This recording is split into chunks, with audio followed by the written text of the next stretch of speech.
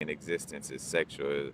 As long as there's a masculine and feminine component, there's a sexual component. You know what I'm saying? Plugging, uh, again, something into a socket is sexual. You know what I'm saying? So sex, planting a seed, that's sex. You putting that seed into the soil. Putting something into something else. To create something in essence. That's sex. You know and it exists on multiple levels. It don't have to necessarily be just physically, it's also, etherically, astrally, it exists on multiple levels. But again, if you remember that you done dealt with it a lot, or, you know, if you remember that you have dealt with it a lot, you won't have such that urge to like, all right, I gotta do it, you know what I'm saying? Like you would just have like a natural, healthy, sex drive, and in the essence, your sex drive would also be transforming. You would still, love sensuality, love touch, love sexual experience, but you probably would be more intimate about it. Like finding a certain partner. You know what I'm saying? Compared to like, all right, just all the time, any and everybody for that thrill. Because again, people who love the thrill on that level either, due to earthly experiences, or they don't remember having those earthly, or they never quenched that thirst. I ain't even gonna say just not remembering, but and not all, and also not necessarily quenching that thirst. And again, hence why when we speak on reincarnation, we don't want to place a good or bad over it, but just understanding that you do have a choice to exit this realm, and that and to bring into your awareness that this realm can be tricky in the sense of it has things that try to influence you to not know that there's more than this realm. You know what I'm saying? So in this lifetime, bringing that up is more so to allow for people to have the option, and the awareness to know, like, all right, I'm gonna stay in this matrix for another, what we may call another 25,000 years. Let's just say, or I'm ready to, exit. But at one time it was no aware, like you just, oh, I'm just a human, and I just gotta go to work and wake up in the morning, go to work and wake up. You know what I'm saying? Like from what with just that information, you wasn't necessarily allowed, quote unquote, options. You know, it's like it is no option if all I know is, just this realm. It's like now you have the awareness uh, to know that it's more than just this realm.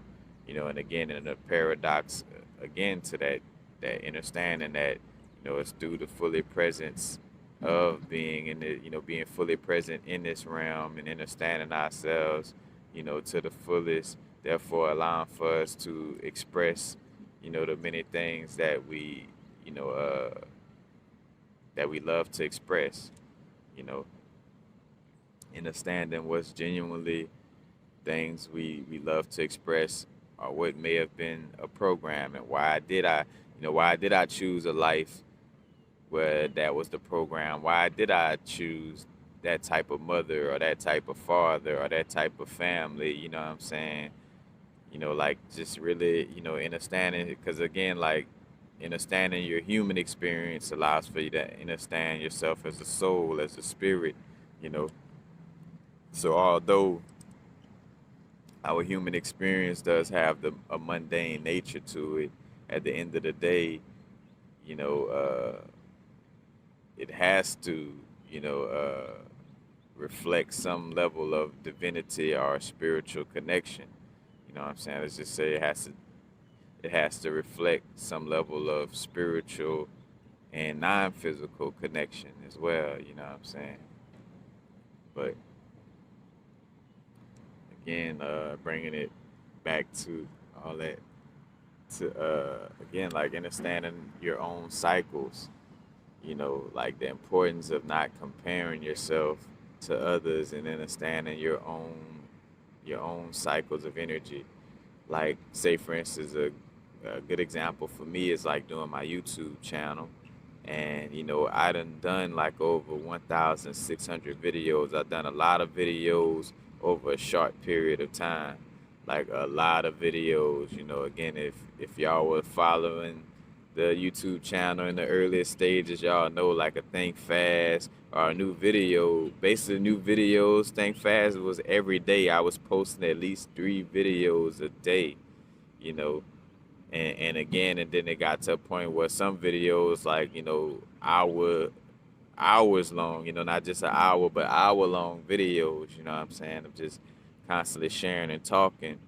So with that, extreme of talking that much, it comes, you know uh that level of being quiet to that level, you know what I'm saying, having to understand when I'm going through that cycle, but now finding balance to not make it so extreme where I'm like extremely talking and extremely not talking, where I basically moderately talk and moderately not talk, you know what I'm saying, and understanding myself and my cycles in the sense of also detachment to our detachment from the identity of being somebody who shares information, through videos on YouTube, Patreon, etc.